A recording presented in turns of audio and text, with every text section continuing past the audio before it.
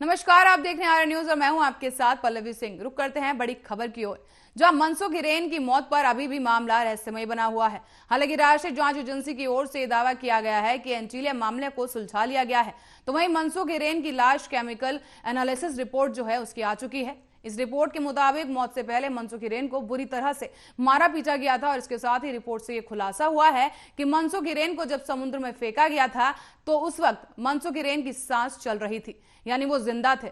दरअसल grant government medical college में किए गए डायमंड टेस्ट में बताया गया है कि रिपोर्ट के मुताबिक जब किसी मुर्दा शख्स को पानी में फेंका जाता है तो पानी में उसके फेफड़े, खून या बोन मैरो में नहीं जाता, लेकिन मनसुख हिरेन के बोन मैरो में डाइटम मिले हैं जो कि मुब्रा क्रीक के पानी से मैच करते हैं। इसके साथ ही मनसुख के शव के पास से 5 रुमाल भी बरामद किए गए, साथ ही एक स्कार्फ भी था उसमें शामिल, जिसको लेकर महाराष्ट्र एटीएस की टीम रुमाल और स्कार्फ की पहेली को सुलझाने की कोशिश लगातार कर रही है। पर यहां पर यह मामला अब जल्द ही एनआईए की झोली में जा गिरा है। इसके साथ ये बता दें, एनआईए पूरी तरह से इस मामले की जांच करेगी।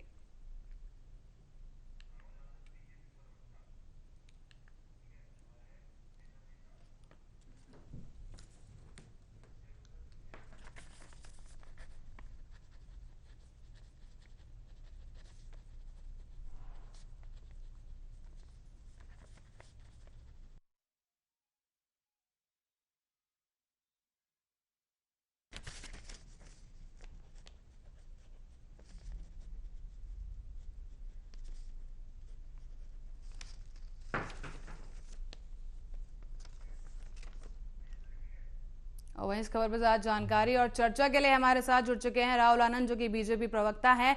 इसके साथ ही हमारे साथ जुड़े हैं संजय गुप्ता, जो कि शिवसेना के नेता हैं। आप दोनों ही मेहमानों का बहुत बहुत स्वागत है आर्य न्यूज में। जय हिंद।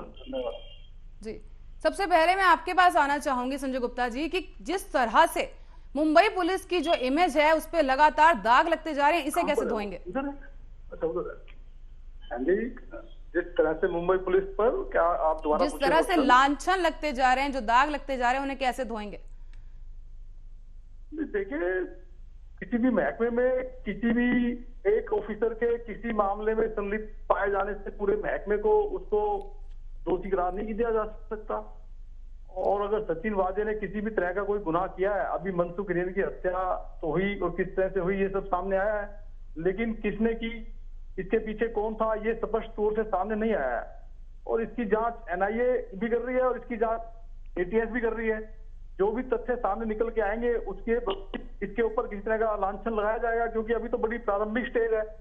जो अभी किसी निर्णय पर ये नहीं, इस निर्णय पर तो पहुंची है कि ठीक है मनसुख हिरेन की हत्या हुई है, लेकिन संजय जी, एनआईए की तरफ से ये बात कही गई है, ये शक जताया जा रहा है कि पुलिस हेडक्वार्टर्स में ये पूरी प्लानिंग की गई है। मुकेश अंबानी कोई छोटी मोटी हस्ती नहीं है, उनके घर के बाहर जो है विस्फोटक पदार्थ से लदी हुई एक गाड़ी मिली है, जिसके बाद कितने बड़े सवाल जो है पुलिस की तरफ खड़े हो जाते हैं। और अब मनसुख हिरेन की जो मौत हो गई उसके बाद भी कोई गुत्थी जो है सुलझती हुई नजर नहीं आ रही है। मामले में एनआईए को हस्तक्षेप करना पड़ा है, फिर भी आप कह रहे हैं अपनी बचा रहे हैं मुंबई पुलिस को। देखिए, बीजेपी केंद्र में है और लगातार बीजेपी ने हमेशा ये प्रयास किया है कि केंद्रीय एजेंसी के माध्यम से किस तरह से वो महाराष्ट्र सरकार को और मुंबई पुलिस को बदनाम कर सके। सुशांत सिंह राजपूत मामले में भी इन्होंने ऐसे ही किया था और इस मामले में भी इसी तरह से करने की कोशिश कर रहे हैं। ठीक है, इनकी केंद्र में सरकार है, अभी कोशिश कर रहे हैं, लेकिन जब तक कोई फाइनल निर्णय नहीं आता, जब तक कि इन्वेस्टिगेशन में कोई फाइनल चीज नहीं निकलती, तक कुछ भी किया जा सकता है। तक कर सकते हैं कि मुंबई पुलिस ने इसको किया या उसने किया नहीं किया, तक तो कुछ भी कर सकते हैं ये। और एनआईए जो कि केंद्र शासित उसमें है, तो तक के आधार पर इसको फाइनल नहीं कहा जा सकता जब तक कि कोई जांच किसी निर्णय पर नहीं पहुंचती। राहुल आनंद जी, प्रतिक्रिया चाहूंगी। इन्होंने तो सीधा सीधा कह दिया कि कहीं ना कहीं ये बीजेपी की तरफ से जो है इनकी सरकार को बदनाम करने की कोशिश की जा रही है। कोई भी मामला हो बीजेपी पर ठेकरा फोड़ दिया जाता है, लेकिन अपनी गलती जो है नहीं मानेंगे। राहुल आनंद जी, राहुल आनंद जी, संजय जी की तरफ से ये कहा गया है कि कहीं ना कहीं केंद्र का जो दखल है उसकी वजह से ये केस अब एनआईए के पास जा रहा है। मतलब कुछ भी गलती हो जाए ठेकरा बीजेपी के सर पर ही फोड़ा जाएगा, अपनी गलती महाराष्ट्र सरकार जो है नहीं मानेगी। प्रतिक्रिया आपकी।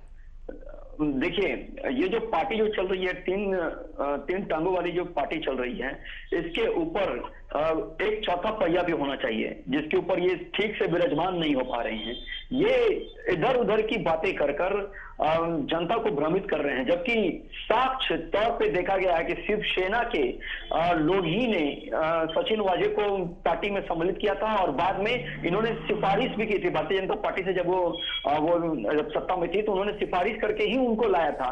तो उल्टा चोर कोतवाल को डांटे वाली बात है। और जिसकी हत्या हुई थी, हेलो जी राहुल जी बात पूरी कीजिए। जिसकी हत्या हुई थी उनके साथ भी सचिन वाजे को देखा गया है। और सचिन वाजे ने जितनी भी गलतियां की हैं इसकी कहीं ना कहीं कटकथा तो लिखी गई है पुलिस मुख्यालय मुंबई में ही लिखी गई है। सचिन वाजे ने जो अति महत्वाकांक्षी होकर अपने कार्य को करने की जो दिशा में आगे बढ़े थे, उसमें कहीं ना कहीं जब एनआईए का जब दबाव आया तो उसके बाद उन्होंने एक पे एक गलतियां करते गई। मैं आपको बताना चाहूंगा उन्होंने 5 मुख्य गलतियां की हैं। पहला कि जिस गाड़ी का इस्तेमाल किया वो गाड़ी अपने ही जानकार से ली, अपने मित्र से ली, बाद में उसकी हत्या कर दी गई। दूसरा गलती उन्होंने किया, खुद ही वेश बदलकर गाड़ी को खुद ही पार्क किया एंटीला के बाहर और 17 से 25 फरवरी तक हिरेन से ली गई स्कॉर्पियो अपने हाउसिंग कॉम्प्लेक्स में ही रखा। ये इनकी दूसरी गलती थी। तीसरी गलती 100 नंबर पे जब फोन किया गया तो सबसे पहले वही आ गए। तो कहीं ना कहीं उनकी ये संलिप्तता का भी जिक्र है। और जो इनोवा इस्तेमाल किया गया था उसी इनोवा से वो आए भी थे। चौथी गलती उन्होंने किया कि अपने ही टीम के मुंबई क्राइम ब्रांच के CIO यूनिट के कुछ पुलिस वालों की भी मदद ली गई थी इसके अंदर में। पांचवी गलती उन्होंने की, जिस मर्सिडीज से वो घूमते थे पूरे कार्य को करने के बाद वो मर्सिडीज मुख्यालय के बाहर जाकर खड़ा कर दिया। और कहीं ना कहीं इसमें पूरे हाई प्रोफाइल के लोग लगे हैं जो अपने तरफ अटेंशन पे कराना चाहते थे। अगर भाजपा ने एनआईए से सिफारिश नहीं की होती जांच की तो इतने बड़े उद्योगपति की जान खतरे में थी। और इन्हें तो शर्म आनी चाहिए कि आप कुछ भी होता है उसका ठिकाना आप भाजपा पे फोड़ देते हैं। तो कहीं ना कहीं आपकी शीर्ष नेतृत्व पे तो सवाल खड़ा हो ही रहा है कि आखिर हर एक हाई प्रोफाइल मामले में सचिन वाजे ही आगे क्यों बढ़ते थे, चाहे वो ऋतिक रोशन का मामला हो, चाहे वो कंगना रनौत का मामला हो या मुकेश अंबानी का मामला हो। तो कहीं अगर शासन इसी में राहुल जी एक मामला सुशांत का भी है। सुशांत सिंह राजपूत तो याद ही होगा। संजय गुप्ता जी आपके पास एक बार फिर से आना चाहूंगी। याद ही होगा आपको सुशांत सिंह राजपूत की जब हत्या हो गई थी या जो उनकी खुदकुशी का जो पूरा मामला सामने आया था, बिहार पुलिस को वहां से आना पड़ा था। इसके बाद फिर सीबीआई के पास ये जांच सौंपी गई। इसके बाद भी आप कहेंगे महाराष्ट्र पुलिस अपना काम ठीक से कर रही है? तो क्या निकल के आया उसके अंदर? तो मुंबई पुलिस की जांच थी वही तो सीबीआई की निकल के आई। ईडी क्या खोद पाई आज तक? 15 करोड़ रुपए कौन से पहाड़ पे खुदाई कर रही है बताइए आप मुझे। जो उनके पिता का सबसे पहला आरोप था कि जो इनके पिता 74 साल की 72 साल की उम्र थी, जिन्होंने एफआईआर दर्ज कराई थी कि 15 करोड़ रुपए सुशांत सिंह राजपूत से जब्त किए गए। वो 15 करोड़ रुपए ईडी आज तक कहां पर जांच कर रही है अपनी? क्या मिले? और संजय गुप्ता जी आखिर अगर मुंबई पुलिस महाराष्ट्र पुलिस इतनी सशक्त है तो दूसरी पुलिस को, दूसरे राज्य की पुलिस को क्यों आना पड़ा वहां पर? ये शक की गुंजाइश ही क्यों हुई? और अब जिस तरह से एंटीले का केस सामने आ रहा है, एंटीले की गुत्थी भी सुलझती हुई जल्द नजर नहीं आ रही है। एनआईए को आना पड़ा है बीच में। और इसके साथ साथ जिस तरह से बड़ा आरोप हेडक्वार्टर्स पे लगा है, पुलिस हेडक्वार्टर्स पे जिस तरह का बड़ा आरोप लगाया है, उसके बाद आप क्या कुछ कहेंगे? 25 लोगों से अभी तक पूछताछ की जा चुकी है। संजय गुप्ता जी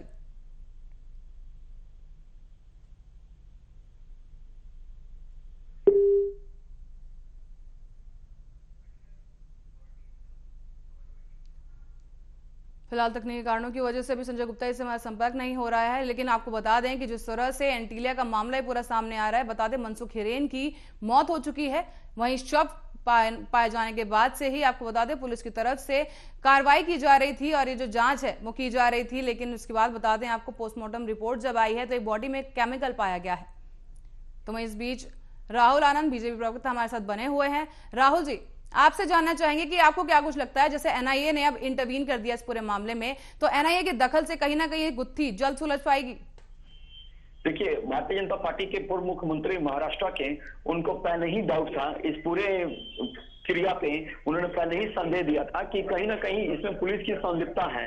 और जिस प्रकार से उनकी हत्या की गई है और जो पानी में उनकी लाश को फेंकी गई थी, तो उस वक्त वो जीवित थे, क्योंकि जो रिपोर्ट आई है, लैब रिपोर्ट आई है, उसमें इस बात की पुष्टि की गई है। तो कहीं ना कहीं ये पूरा जो महाराष्ट्र सरकार है, इसके ऊपर सवालिया निशान खड़ा होता है कि आखिर क्यों आपकी पुलिस अधिकारियों की एक एक कर दिन पर दिन उनकी कैरेक्टर नीचे गिरते जा रहे हैं। तो इस प्रकार से जो जनता की सेवा का जो आपने प्रण लिया है, वो तो कहीं से फलता फूलता नहीं नजर आएगा। और कहीं ना कहीं ये चीज जरूर दिखता है कि आप अपने फायदे के लिए पुलिस का इस्तेमाल कर रहे हैं। कहीं ना कहीं लाइमलाइट में आने के लिए ही सचिन वाजे ने इस प्रकार का कार्य किया। तो सचिन वाजे अकेले तो नहीं किया, इसको करवाया गया होगा। तो इसके पीछे कौन से लोग हैं, इनके पीछे किसकी संलिप्तता है, धीरे धीरे ये सारे सवाल हैं वो गुत्थी सुलझ जाएगी। मैं आपको भरोसा दिलाता हूं कि संजय गुप्ता जी ने एक बात कही कि ईडी जांच कर रही थी सुशांत सिंह राजपूत के मामले में, तो इसके लिए भी उन्होंने आरोप पत्र दायर कर दिए हैं। जो 13-14 हजार के जो पन्ने का आरोप पत्र है, उसमें सारे बातों का जिक्र किया गया है। और ये आपने मौका दिया है, तभी बिहार से पुलिस गई थी वहां पे जांच करने के लिए। अगर आप ही करते तो फिर इसकी नौबत ही नहीं आती।